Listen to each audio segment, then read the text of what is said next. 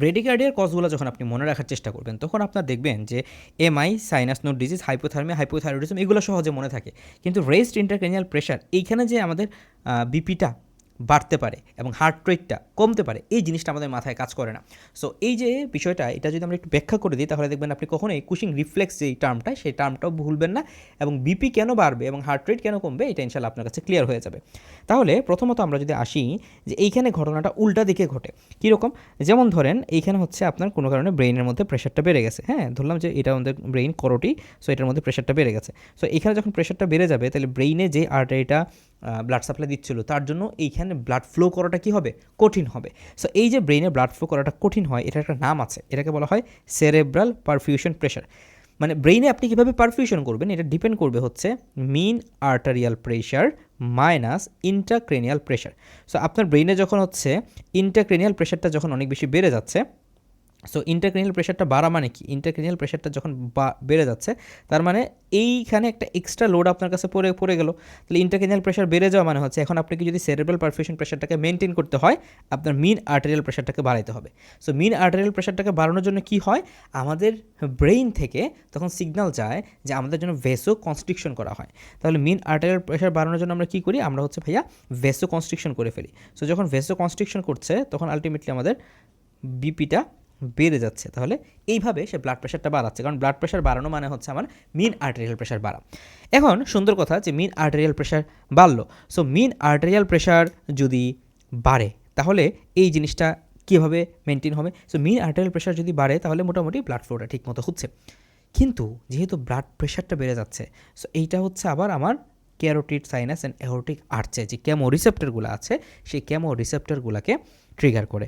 So সেই camo রিসেপ্টরগুলোকে যখন trigger করে তারা দেখে যে ব্লাড প্রেশার অতিরিক্ত বেড়ে যাচ্ছে প্রয়োজনের চেয়ে, সো আমি ব্লাড প্রেশারটাকে কমাই দিই। তখন ব্লাড প্রেশারটাকে কমাই দেওয়ার জন্য তখন হচ্ছে তারা কী করে, তারা হচ্ছে ভ্যাগাল অ্যাক্টিভিটি বাড়িয়ে দেয় এবং এই যে ভ্যাগাল অ্যাক্টিভিটি বাড়িয়ে দিচ্ছে এই ভ্যাগাল অ্যাক্টিভিটি ফলশ্রুতিতে হচ্ছে হার্ট রেটটাকে কমিয়ে দিচ্ছে।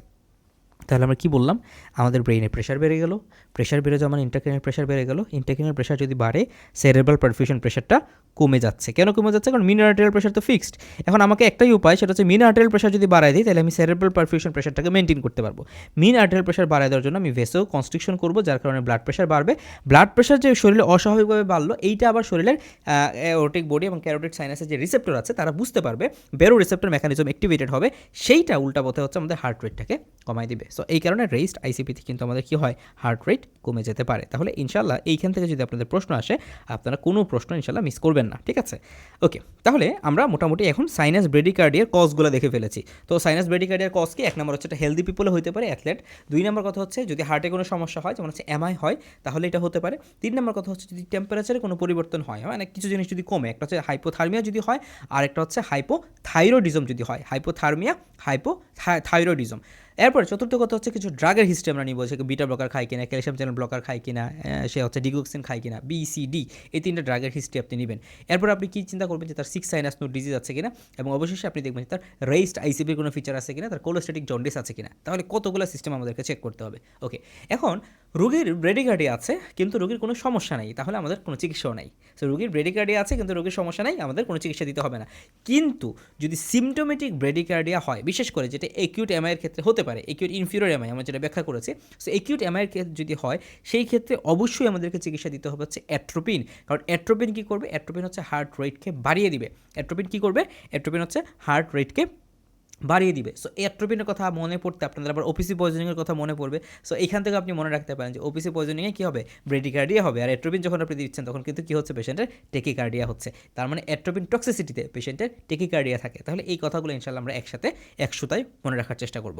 আচ্ছা, এখন পরীক্ষাতে আপনাকে প্রশ্নটা ঘুরে দিতে পারে যে এইরকম একটা মানুষ, তাকে একবার অ্যাট্রোপিন দেওয়া হয়েছিল আজকে থেকে 1 মাস আগে, এখন আজকে আবার তোমার কাছে আসছে, তার খুবই ব্রেডিকার্ডিয়া হচ্ছে, এখন তুমি কী করবা। তাহলে যার ক্ষেত্রে এরকম বারবার বা রিকারেন্ট অথবা পারসিস্টেন্ট সিমটোমেটিক সাইনাস ব্রেডিকার্ডিয়া হয় তার ক্ষেত্রে চিকিৎসা হচ্ছে পেসমেকার ইমপ্ল্যান্টেশন।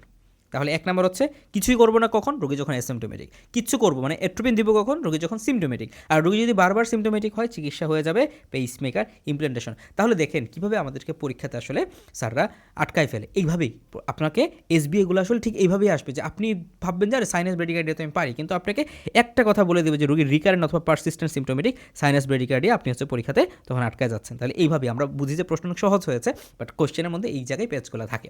আচ্ছা, এখন